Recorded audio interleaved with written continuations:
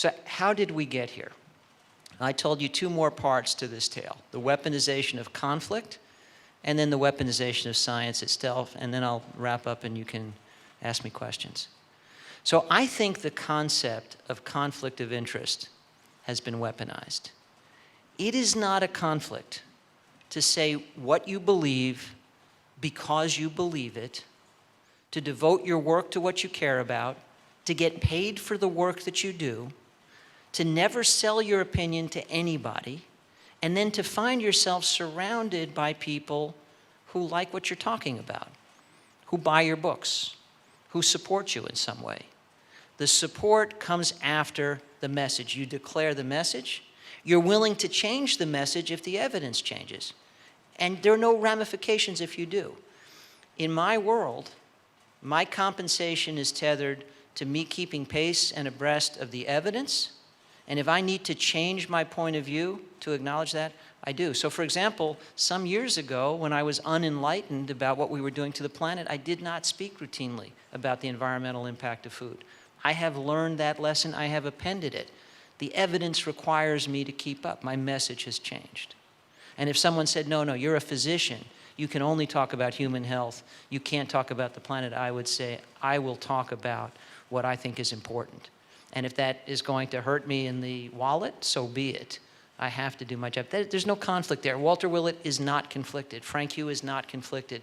The message, the mission came first, and then, yeah, experts write books, as you know. They're all out there, right? But they're books that express what we already believe to be true.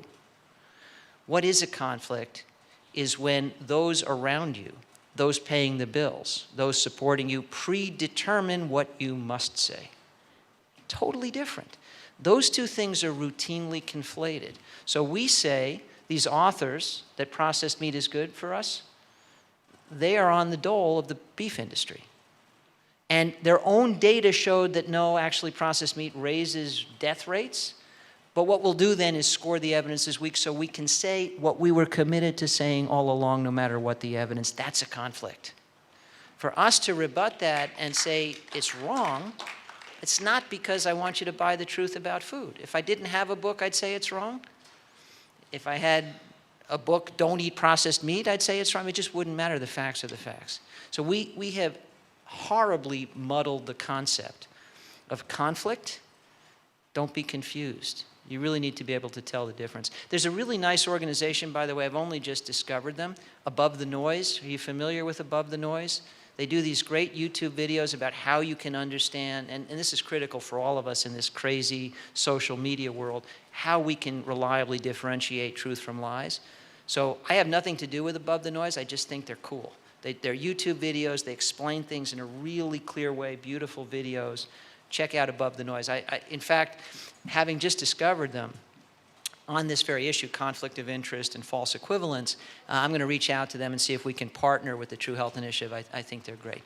And now my final topic, before I stop torturing you good people and let you ask me questions.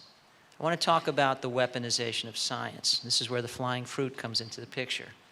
So let's start with an audience poll.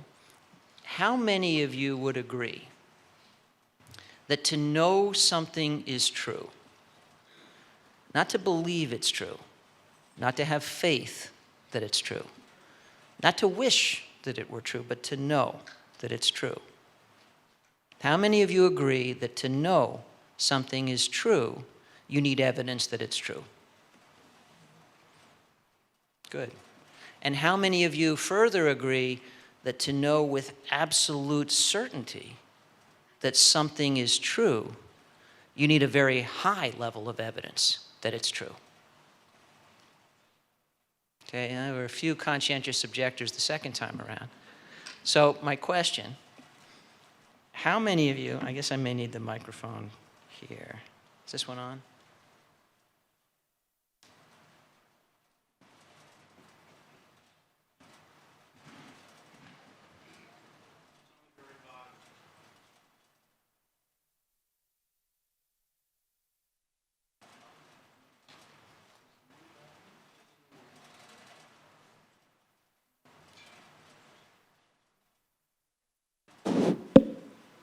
Okay, so it's not the microphone, it's me. Okay. Yeah, no, it just occurred to me that if I stayed back there and threw apples, I might hurt somebody. So, my question, how many of you know, don't believe, don't wish or hope or suspect, but know that if I toss you this apple, it will come back down? How many of you know that? Ready? It's yours. One apple?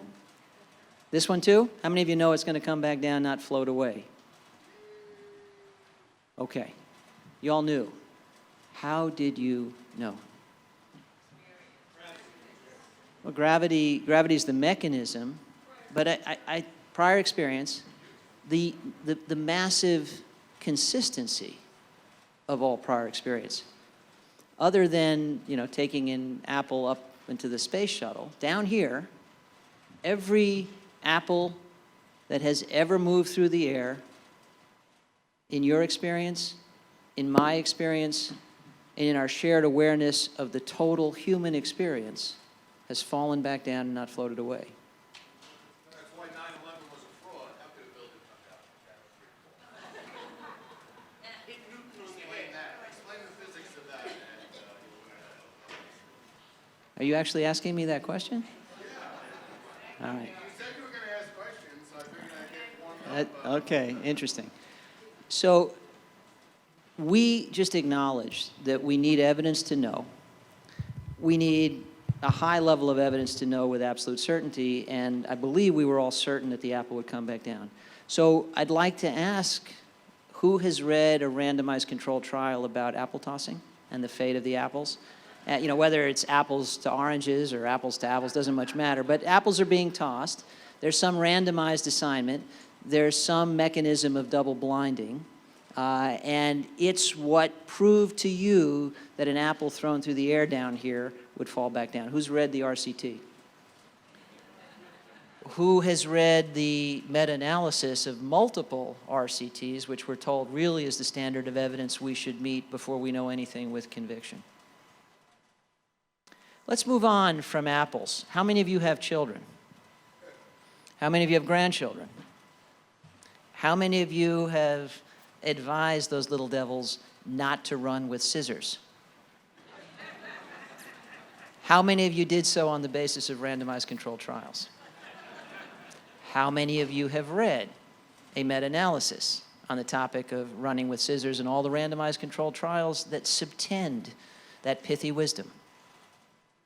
No RCTs, no meta-analyses. How many of you know with a great deal of conviction that if you stick your hand in a fire and you are not Daenerys Targaryen, you are likely to get burned? How many of you read the RCTs to tell you that that's true? Anybody ever go camping? Anybody ever make a campfire? Anybody try to put it out with gasoline? And if not, was it a randomized controlled trial that dissuaded you? There is a war. It is the Great War. It is a war over the basis of human understanding. I submit to you that there was a time before we invented science when all we were was a kind of animal that knew what it ought to eat. The same way that every kind of wild animal knows what to eat. Now, we hadn't invented a lot of bad choices yet, but we didn't have RCTs. The arguments that prevail, that the only way for you to know what's true is my way, my kind of study, my methodology, is absolute nonsense. It's as readily falsifiable as the parabola of an apple from me to you. We all know it's nonsense, but we all get drawn into it.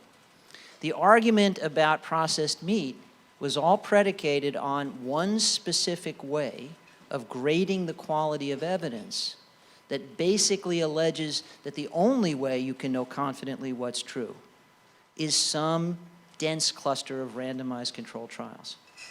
Absolute, utter rubbish.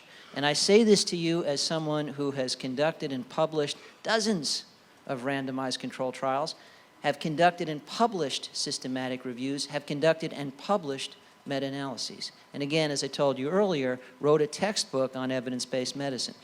I am a card-carrying member of the Evidence-Based Medicine Club, and I tell you, it's absolutely absurd, ludicrous, preposterous that the only way humans can know what is true is a randomized control trial.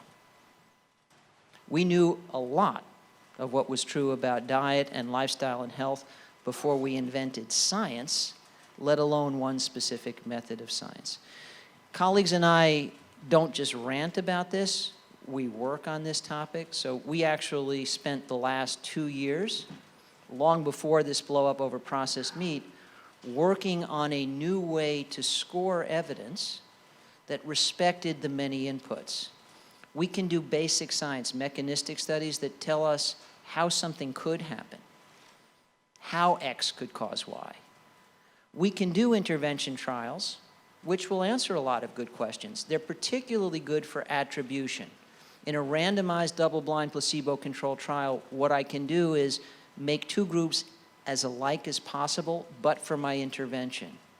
And if the only difference between the group is X and one group has a lot of Y and the other doesn't, we can infer with a considerable degree of confidence that it was X that caused Y. In other words, Y is attributable to X. Helpful. But we're never going to answer questions about lifelong effects, the total bounty of years in life and life in years from randomized trials. We're never going to do that trial I described for you at the very beginning. 1 million pregnant women and their neonatal offspring assigned to diets for the rest of their lives, so we can answer the question, what diet is best? The only way we're going to answer that question is to aggregate evidence, our collective experience, intervention trials, mechanistic studies. Yes, there are RCTs in the mix, that's great, but also what happens to whole populations over the span of generations? There are no RCTs to answer that question. There are no RCTs to tell us about the blue zone experience. So once again, I implore you, don't be talked into not knowing what you know you know. Almost everything important you know about getting through your day is based on the collective human experience, observation, and pattern consistency. Now, science should append to that. Respect science. Science as the force of a freight train.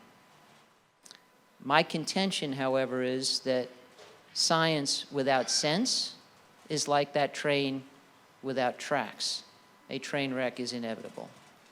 On the other hand, if we rely just on sense without a respect for science, our progress will slow and much that matters enormously will remain out of reach. We all have cause to respect the power of science. But if we can join our native human sense to science, we have the train on its tracks. We can know securely what we know from means other than the RCT and meta-analysis, and then append the answers that come only from the diligent practice of the methods of science. I think that's the way out of these wars, and I'll stop there and be happy to take questions. Thank you.